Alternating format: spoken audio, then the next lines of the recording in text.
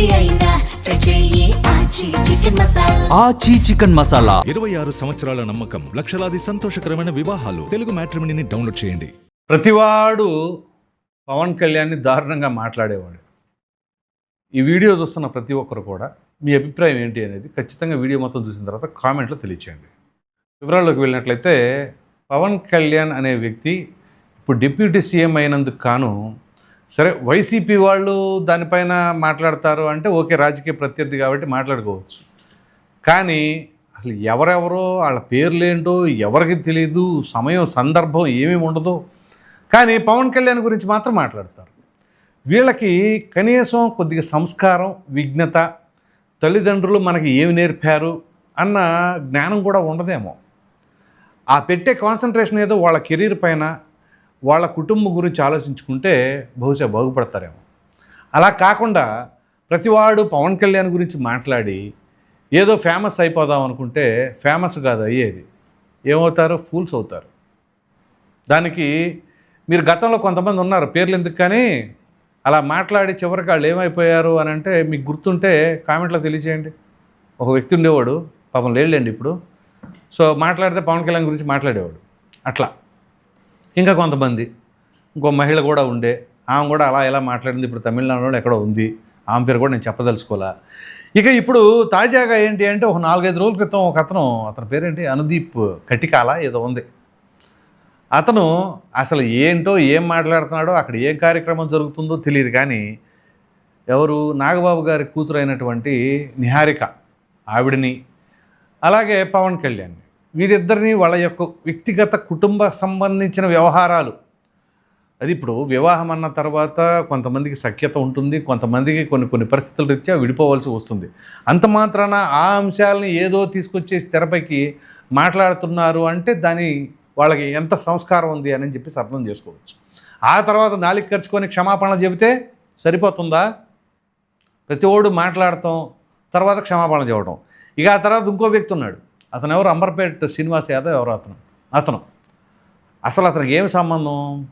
ఇక్కడ BCY party అధినేత రామచంద్ర యాదవ్ ఆయన ఏదో దీక్ష, ఆ దీక్షకి ఈ తెలంగాణ హైదరాబాద్ నుంచి అతను వెళ్ళాడు. సరే అతను యాదవ్, ఇతను యాదవ్, సరే వాళ్ళ పార్టీ కూడా బీసీ యాదవ్ ఏదో సామాజిక వర్గం పార్టీ. రాజకీయ పార్టీ అంటే అన్ని కులాల వాళ్ళని కలుపుకుపోవాలి. ఒకటి, ఒక సామాజిక వర్గం కోసం పోరాడేటప్పుడు వాళ్ళ రాజకీయ నాయకులు ఎవరో ప్రజలందరినీ చైతన్యవంతులను చేసి వాళ్ళకు జరుగుతున్న అన్యాయాలను బయటపెట్టి ఆ అన్యాయాలన్నిటినీ కూడా నిలదీసి ఆ తర్వాత నాకు అవకాశం వస్తే నేను దానికోసం పోరాడతా, లేకపోతే ఆ సమస్యలని పరిష్కరిస్తా అని చెప్పేవాళ్ళు రాజకీయ పార్టీ, రాజకీయ వ్యక్తులు అవుతారు. కానీ బీసీవై పార్టీ అధినేత రామచంద్ర యాదవ్ రాజకీయ నాయకుడు అవుతారా కాదా అనేది కూడా మీరు కామెంట్లో తెలియచేయండి. ఎందుకంటే ఆయన ఏదో దీక్ష చేస్తున్నాడు. అసలు ఆయన పెట్టిందే నేను బీసీల కోసం అది ఇది అంటారు. ఒక సామాజిక వర్గం కోసం, ఒక బీసీల కోసం రాజకీయ పార్టీలు పెడతారా? హక్కుల కోసం పోరాడండి, అది రాజకీయ పార్టీ అనరు. ఒక ఉద్యమ పార్టీగా చెప్పండి, మేము బీసీల కోసం ఉద్యమం చేస్తున్నాం, మా హక్కుల కోసం పోరాడుతున్నాం అని చెప్పండి. సో అక్కడికి అంబర్పేట శ్రీనివాస్ యాదవ్ అనే వ్యక్తి వెళ్ళి మాట్లాడుతూ పవన్ కళ్యాణ్ ఉద్దేశించి మాట్లాడతారు. ఏంటంటే పవన్ కళ్యాణ్ సినిమాల్లో హీరో కానీ బయట జీరో, ఈయన హీరో అంట. అంటే ఏంటి? ప్రజల్ని అవమానించినట్టు, పవన్ కళ్యాణ్ అవమానించినట్టు కాదు. ప్రజలందరూ ఎవరైతే పవన్ కళ్యాణ్ కావాలి అని చెప్పేసి ఆయన ఆశీర్వదించారో ఓట్లేసి వాళ్ళని అవమానించినట్లు ఈ శ్రీనివాస్ యాదవ్ అనే వ్యక్తి. ఇప్పుడు బీసీవై రామచంద్ర యాదవ్ ఆయన ప్రజలు ఆదరించారా లేదా అనేది మన ఎన్నికల్లో చూపించారు. పైగా ఆయన జగన్మోహన్ రెడ్డి పైన పోరాడాడు అది ఇది అని చెప్పేసి అంటున్నారు. మరి కరెక్టే, జగన్మోహన్ రెడ్డి పైన పోరాడాడు. మరి పులివెందులు ఎందుకు పోటీ చేయలే? ఇప్పుడు మంగళగిరిలో వచ్చి పోటీ చేశారు, పులివెందుల్లో పోటీ చేయొచ్చుగా, పుంగనూరులో పోటీ చేశారు. ఓకే, సొంత నియోజకవర్గం కాబట్టి అక్కడ బాగానే ఉంది. మరి అక్కడ ఎందుకు చేయలే, ఇక్కడ ఎందుకు చేయలే? ఇక్కడ పవన్ కళ్యాణ్ ఉద్దేశించి ఎందుకు మాట్లాడతాం? పవన్ కళ్యాణ్ హీరో కాదు జీరో, పవన్ కళ్యాణ్ హీరోనా జీరోనా అనేది ప్రజలు చెప్తారు. నువ్వు చెబితేనో ఇంకొకళ్ళు చెబితేనో ఆయన జీరో అయ్యే పరిస్థితి లేదు. అసలు పవన్ కళ్యాణ్ గురించి మాట్లాడే అర్హత మీకుందా? ఆయన రాజకీయాల్లోకి వచ్చిన, రాజకీయాలకు ముందు కావచ్చు, ఒక సినీ హీరోగా ఉన్నప్పుడు కావచ్చు, ఎంతమందికి ఎంత అవసరాలు ఉంటే ఏ రకంగా ఆయన సహాయం చేశాడని చాలామందికి తెలుసు. అవి తెలుసుకోకుండా ఏదో మనం ఒక సామాజిక వర్గం అని చెప్పేసి, మీరు ఒక సామాజిక వర్గం అయితే మీ సామాజిక వర్గం కోసం పోరాడండి. ఎదుటి వాళ్ళని ఉద్దేశించి మాట్లాడమాకండి, కించపరిచే మాటలు మాట్లాడకూడదు. ఇది అర్థం చేసుకోండి. సో అంతేగాని హైదరాబాద్ నుంచి మంగళగిరి వచ్చేసి ఆయన దీక్ష శిబిరం దగ్గర మనం ఏదేదో మాట్లాడేస్తాం మైక్ పట్టేసుకుని అంటే అది కరెక్ట్ కాదు. ఎవరు ఆయన పేరేంటి, శ్రీనివాస్ యాదవ్ గారు. దయచేసి గుర్తుంచుకోండి, మీ సామాజిక వర్గం గురించి మీరు పొగుడుకోండి, ఏదైనా చెప్పుకోండి, మీ నాయకులు సూపర్ ఆహా ఓహో అనుకోండి, లేదా ఆ సామాజిక వర్గం వాళ్ళని ఉద్ధరిస్తానని చెప్పేసి చెప్పండి. మరి ఆయన మా చెప్పిన మాటలే నమ్మలేదుగా మంగళగిరిలో, ఆయన పోటీ చేస్తే ఆ సామాజిక వర్గం వాళ్ళు కూడా ఆయనకు ఓట్లేదుగా, మరి దానికేం చెప్తారు? ఇది. ఇక ఆ తర్వాత తాజాగా ఇంకొక క్యాండిడేట్ వచ్చాడు. ఈయన పేరేంటి, సయ్యద్ రఫీయా ఏదో రఫీ అంట. ఈయన విశాఖపట్నంలో ఏదో మరి అక్కడ ఏ కాన్ఫరెన్సో ఏం జరుగుతుందో తెలీదు, ఆయన వచ్చేసి మాట్లాడుతున్నాడు. Pawan Kalyan is a deputy CM, but ఆయనకి ఇవ్వాల్సింది డిప్యూటీ సీఎం కాదు, ఎక్స్టర్నల్ అఫైర్స్ అంట. ఈ తెంగరమంత కొంతమంది అనకూడదు కానీ క్షమించండి ఈ పదాలు వాడుతున్నందుకు. అక్కడ ఉన్న వాళ్ళు సపట్లు కొడతా ఉంటారు. ఏంటది, ఒక డిప్యూటీ సీఎంను పట్టుకొని ఎక్స్టర్నల్ అఫైర్స్ ఇవ్వాలి ఆయనకి అంట. ఆ తర్వాత ఈ క్యాండిడేట్ అంటాడు, నేను అది కాదు ఇది క్షమాపణ కోరాను.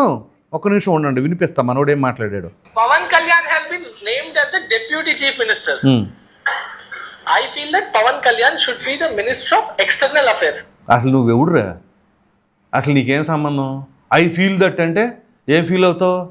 నువ్వు ఫీల్ అయితే నీ ఫీలింగ్ ఎవడికి కావాలి అసలు? వీడంటే ఎక్స్టర్నల్ అఫైర్స్ ఇవ్వాలని చెప్పేసి వీడు చెబుతున్నాడు. వీళ్ళు మాట్లాడుతున్న మాటలకే ఒక్కోసారి కంట్రోల్ తప్పాల్సి వస్తుంది.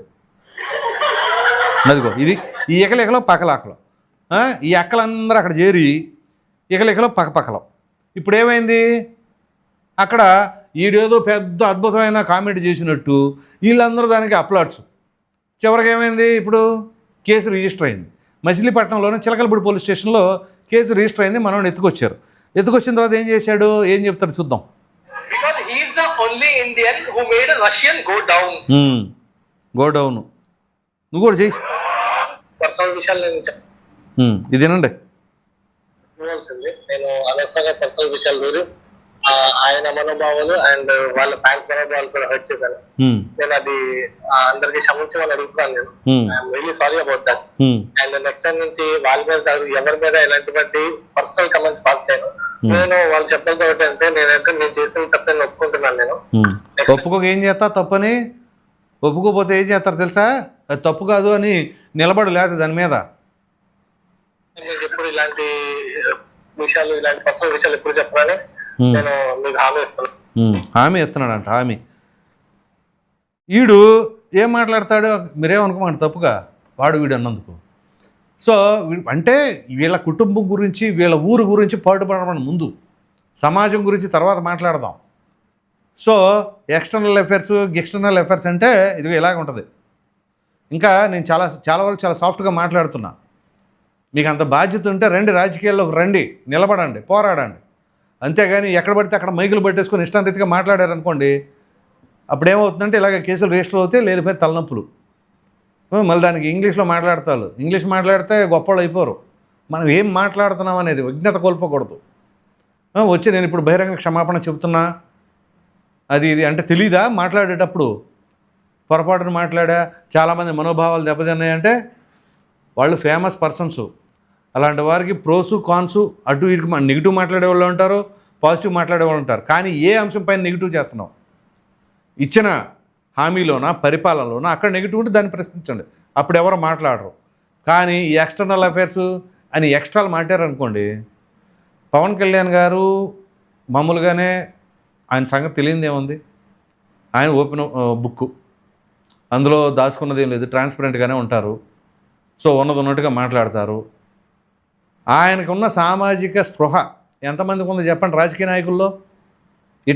ఇట్లాంటి వ్యక్తిని కించపరిచేలాగా మాట్లాడటం, హేళన చేయడం, దారుణమైన పదజాలాలు వాడటం, ఇట్లాంటి వారిని నిజంగా క్షమించకూడదు సమాజంలో.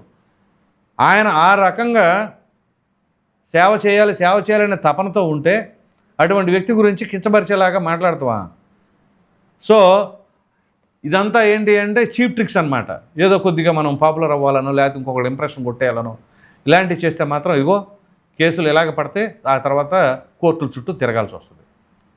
సో వీటన్నిటిపైన మీ అభిప్రాయం ఏంటి? పవన్ కళ్యాణ్ గారిని ఉద్దేశించి మాట్లాడిన వ్యాఖ్యలపైన వీళ్ళకి ఎటువంటి శిక్షలు పడితే బాగుంటుంది, లేకపోతే భవిష్యత్తులో ఎవరు మాట్లాడకుండా ఉండాలంటే ఏం చేయాలి అనే మీ అభిప్రాయాన్ని అయితే కామెంట్లో తెలియచేయండి. Thank you.